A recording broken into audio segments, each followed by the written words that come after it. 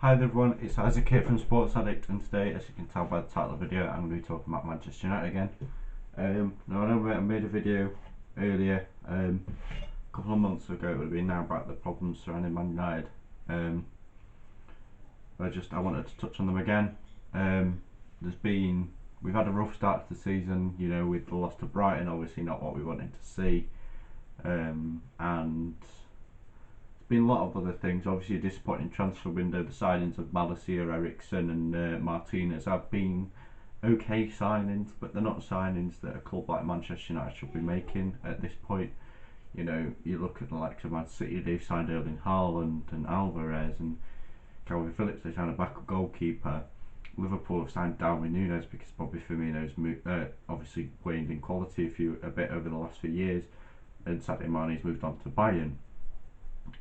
You know, Tottenham, they've signed Richarlison, Perisic. They've brought in 3 or 4 good players. Bissouma from Brighton, who did really well last season. 3 or 4 players that are going to help strengthen them and push them to cement their place in the top 4. I don't think Spurs are near a title charge, but Spurs I think definitely are pushing for 3rd at this point. Maybe even 2nd, you know, if they can really push on. But I think 3rd is an optimistic expectation for Spurs with the squad they've got. I think I did put them 4th or 5th in my Premier League table, but I said in that it could be 3rd, 4th or 5th, so you just never know really with Spurs. Obviously the classic thing is their bottle jobs, but they've got a much better squad than I think anyone can really say anything different to. But I want to talk about Man United again, because obviously I'm a Man United fan, and I just think it's important that we talk about it. So obviously the main issue at Man United is the Glazers, as I've said. The Glazers, and I thought I'd talk about this again because there's been more protests. There were more protests after this whole Super League controversy that happened last year. There were protests, but then they seemed to die down. Obviously there was always murmurings and people asking for it and all that jazz, but it was more focused on the position in the league and the performances in the league of they weren't doing so well, so let's protest the managers and the squad, rather than they campaigned for Ollie out and then they campaigned for Ragnick out and they brought Ten Hag in, but Glazer's out protest was still there, but it was obviously a much less position compared to what it was back in the Super League days. But now they've started again with Ten Hag's. Obviously it's a disappointing start to the season, but I don't think he can really be blamed for it. Obviously he is the manager and he's got to do whatever he can to win a game, but you've got to look at the tools you've got. You know, MICHEAL got injured in one of the last pre-season games. I think it was the one against Cambridge, or maybe the game before against Villa. Sorry, Ronaldo didn't play at all pretty much during pre-season. He played 50 minutes against Rayo Vallecano and then went home in the 70th minute. We don't have any other strikers that could play. Obviously we've got Alejandro Garnacho, but he's young. He's only really made 1 appearance for 20 minutes in games that don't really matter. Obviously we've got Rashford, Sancho, Elanga that all could probably do a better job, so I don't understand why Christian Eriksen was started up front in a false 9 role, with maybe him and Bruno interchanging in that false 9 role. And obviously he's the manager and he should make those decisions, but I just get the feeling that we haven't got enough. Man United fans have been all this summer crying out for another forward option. We were talking about Anthony, but Ajax want about 90 million for him, and that is a lot for a player that's in a lower down league and is unproved and is a big risk and a big chance to take. It could come good, but 90 million is a lot of money. I mean, look at Sancho. I know that we spent like 65 million on him, but as much as I want him to do well, that 65 million at the minute is pretty unjustified. He's got 3 goals and 3 assists. That isn't good enough for 65 million. Then the Anthony deal died off because obviously it's too much. I think there's always a little bit, we're interested in him, but that fee is just too much. We're looking at Andrei Yarmolenko from Bologna, I think it is, in Serie A. I just think that's another Cavani-Gallo situation, because he's obviously not as old. I think he's 28, 29, maybe 30, but he's still an older striker. That's not what we need. We need a young striker like Liverpool and Man City have brought in to learn from Ronaldo. I don't mind if they don't start as much this season with Ronaldo staying. I think Ronaldo will stay for the season and he'll go next season, because although we've got the 1 year option, I think he's going to say, I'll stay this year if you let me go, which is it's a perfectly viable option for Manchester United. In terms of that younger striker, I would have liked to see a Jonathan David come in, or we're even looking at Ivan Toney, who I know is 25, 26, but he's approaching his prime, really. 27, 28, I say, is prime, really, for most players. And he's approaching that age, and if we can get, he's Premier League proven at this point. He's capable of scoring for a team that doesn't create many chances, and I know Man United will make more chances than Brentford probably did last season, but less chances, and he still scored a lot of goals. He outscored many of United's main goal scorers last season, so I think that obviously can be taken into account. I just think we should have brought in a younger striker to learn for a year from Ronaldo, or maybe played alongside Ronaldo, someone who maybe is traditionally a right winger or left winger but could also play up front. But we just haven't seen that.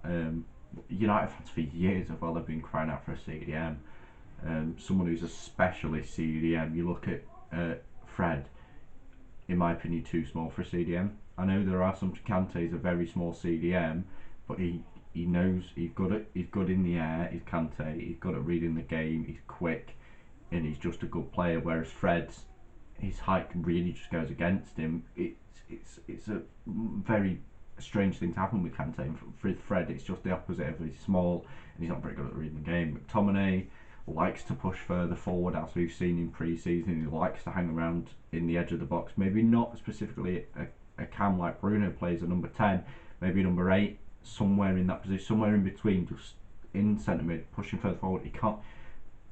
If Fred had McTominay's height, I think Fred would be a perfect option for CDM.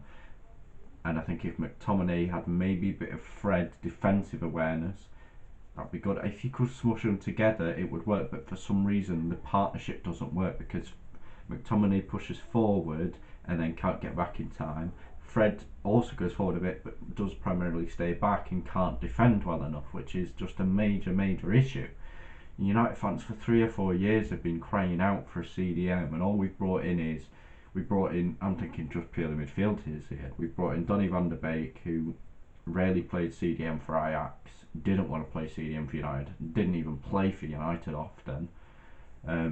We brought in last season, we didn't bring any midfielders in. This season we brought in Eriksen, and Eriksen is not a CDM. Eriksen's a 10 or an 8 like Bruno is, but can also drop a bit further back midfield and just dictate from the halfway line, you know what I mean, the centre as a number 8 rather than a number 10. Obviously this season we've lost Matic.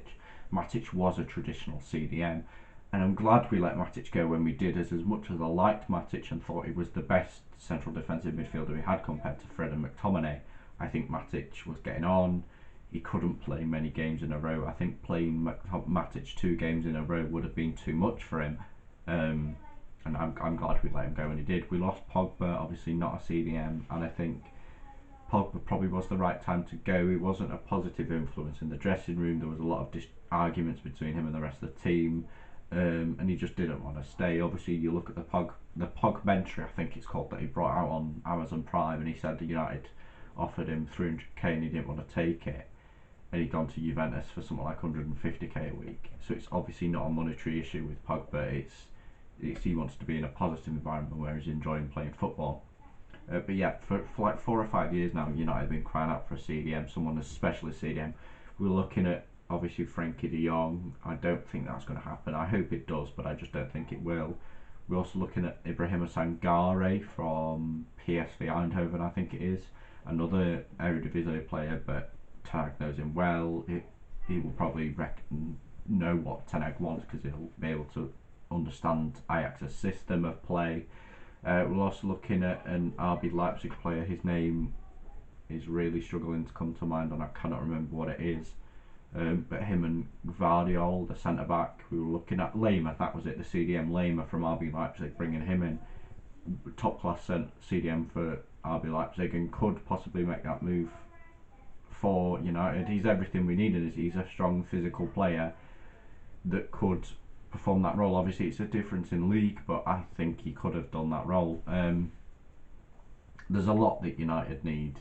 If if it was a perfect world and we could just take anyone we wanted, I think we need a new centre back, because I want Martinez to do well, but I don't know enough about him. Varane, too injury prone. He's a really good defender, but far too injury prone. Maguire, terrible. Lindelof is too slow. Of the centre backs we've got, astonishingly at the minute, I would trust Lindelof the most, which is really shocking to say that we've got Varane and the world's most expensive defender, and I trust Lindelof the most to be a strong defensive player. Because what I've seen from Lindelof is a lot better than what I've seen from Maguire, and Varane is far too injury prone. Bailly, I think, could be our best defender by far, but he can't play more than 3 games in a row without being injured, and that's his issue. I know it's only pre-season, but you look in pre-season and Bailly played exceptionally well. Obviously didn't keep many clean sheets, but he was pushing forward, which is what Ten wants. Maguire can push forward, sure, but then it's going to take him 3 to 4 business weeks to get back to his position because he's just too slow. Martinez is obviously too small, so if you're going to play him, you then need a tall defender like Maguire, but can actually read the game well and does play well. So I think we need at least 1 or 2 new centre backs, unless Martinez comes good. I think we need a new right back, because Dalot can attack, but defensively I'm a bit unsure of him so far. And Wan-Bissaka is obviously the converse of that, he can defend really well, but going forward I just don't trust him enough. A right winger, definitely. I prefer Sancho off the left. As much as I want Rashford to do well, I don't think he's good enough anymore. I think there's a lot of talent there, but I think following the shoulder surgery he had and all the treatment he'd gone through, I think he's lost a bit of the quality he had. And like I said, first Sancho left. Langer, I like him, could come good, but I just think he's too young at the minute. We need someone with a bit of experience, and then obviously striker. Ronaldo is not staying for more than 1 season, maybe 2 seasons if we are exceptionally lucky, or we win the Premier League this season. Then I think he'd stay, but that's never going to happen. I think Bruno's fine, but we just need more midfield depth. I think a CDM is what we need. So I think there's 6 or 7 players there that we need to bring in to actually make an impact on this team, and I struggle to see that happening. But just as well, apart from the team, I just want to talk about the Glazers. The Glazers, obviously, as many as you'll know, are American. They've been with us for a couple of decades now. They bought the club in £600 million of debt, and like 16, 17 years later we're still in £600 million of debt, if not more. They, on the 1st of July, they took out dividends from the club, and that also, they told United they weren't allowed to spend any money throughout June on player transfers, because then that would mean there's more money for them to take out on the 1st of July, because obviously there's more profit and they could take more away from the club for themselves. They're not football fans. They probably say they like football, but they don't understand how important it is to British culture and what Manchester United means to British culture. In that Man United is, I'm not going to say the best team in English football, but Man United is, I would argue, the biggest team in English football. We've got fans all over the world, and I think the Glazers just don't quite understand that, which is fair enough. I don't understand baseball. I enjoy watching it, but I don't get it. I don't appreciate that culture as much as I appreciate football culture, because football is what I've grown up with. But I'm sure I would never go to own a baseball team in America, because I wouldn't be able to run it well. Whereas with a football team, I'm not saying I could run a football team like Manchester United. I'm not saying that for any second, but I would definitely understand how important it is, and the fans as well are most important. They were talking about a fan share scheme earlier, but that's never come to fruition. I think it's time for the Glazers to go. I really do. I think it's been time for the Glazers to go for a good few years. They run in our club like a business, which is exactly what I'd expect, to be honest. They are businessmen, they're not sportsmen. They're not invested in the football and the entertainment side of things as much as just how can we get the most money out of them kind of thing. The main issue as well with them is they don't want to sell. They're pocketing hundreds of millions every year, if not more, just from keeping us, just giving us the bare minimum of 3 or 4 players every summer. We might chuck in 1 or 2 in the winter if we're feeling nice. We'll keep the stadium barely going. We've needed stadium renovations for years. They've talked about us moving stadiums and just completely abandoning Old Trafford, which is not what United fans want. You speak to United fans and they all say, renovate Old Trafford. We don't want to move. Old Trafford is the stadium in the world. Obviously, it's fallen apart in recent years, but when you think of famous Premier League stadiums, Old Trafford is the first one that comes to mind, definitely. But there's a guy, I think it's Sir Richard Kingston. Obviously, I'm too young to remember him. I mean, I'm only 18. He was around in the 80s and 90s. I watched a video which I will link down below. He was talking about he's putting in a bid. He said it's a hostile bid, which means Glazers don't want to sell, but they can still bid, which is allowed certainly. But it's difficult because they've got all the money there, and they've got a hefty amount of money. He said. Again, I would really urge any United fans or anyone just interested in following the story of the Glazers out protest to watch that video. Really good video. And he said there's money there, and I think if the money's right, Glazers would sell, but it's going to take a lot of money because of how profitable we are, how much money we can make while doing the bare. They do the bare minimum, and that's pushing it, to be honest. And there's just a lot of issues being a United fan. It's difficult at the minute because I want to see my club doing well, and I want to support my club, and I will support my club for every game, and I really hope they win. But it's just so difficult at the minute when we've got a world-class manager in Ten Hag. I mean, he got to a European semi-final. He was rather unlucky to go out of it. He's consistently winning with Ajax, which I know is pretty common for any Ajax manager to be consistently winning in such a primary league as the Eredivisie. But we've got a world-class manager, many would argue. I would argue a good team. It's not a great team. It could be a hell of a lot better, and we're just not getting the players we need. You know, if we're supposed to be Manchester United, we're supposed to have the ambition to be winning the Premier League and Champions League each season, like we saw during Sir Alex Ferguson's reign, and that passion and that desire seems to just disappeared. I struggle to see us bringing in more than another player this transfer window. Obviously, we're looking at Arnautovic. That deal's gone quiet. We're looking at De Jong. I don't think that's going to happen. I would like it to, but I don't think it will.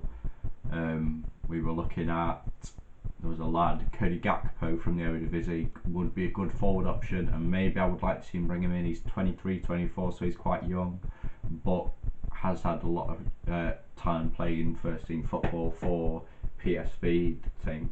I would like to see a CDM come in, but I don't think it's going to happen. I don't think a right back's going to come in because we've got Delo, and Delo will do a good enough job for this season, I hope. I don't see us bringing in more than one or two players, and that two is absolutely pushing it for me. I think there's a lot of issues at United, and I don't think they're going to be resolved for a long time. I see the Glazers owning us for another 2 or 3 years at the very least, just because of they don't pay attention to. And obviously they wrote out a thing after the Super League saying sorry and all that, but I don't think they meant it. They thought, oh, it'd be fine, the fans will love it, it's just more chance to play against the big teams, but we didn't, because it ruled out the rest of us playing against smaller teams and playing more regular games, and we would be banned from European competitions and all that. I think not a whole new team, but a lot of new players need bringing in. Glazers need to go. And again, I would really urge you to watch that. If you are a United fan, watch the video by Richard Kingston, which I think it's if it's not, I'll correct myself in the description. But yeah, that's everything from me. If you've got any thoughts, anything you want me to talk about, please do write it down below. I'll get on to it, and I'll get it recorded, and I'll get it posted. Please do subscribe and like, it does mean a lot, and share the video. Thanks, enjoy.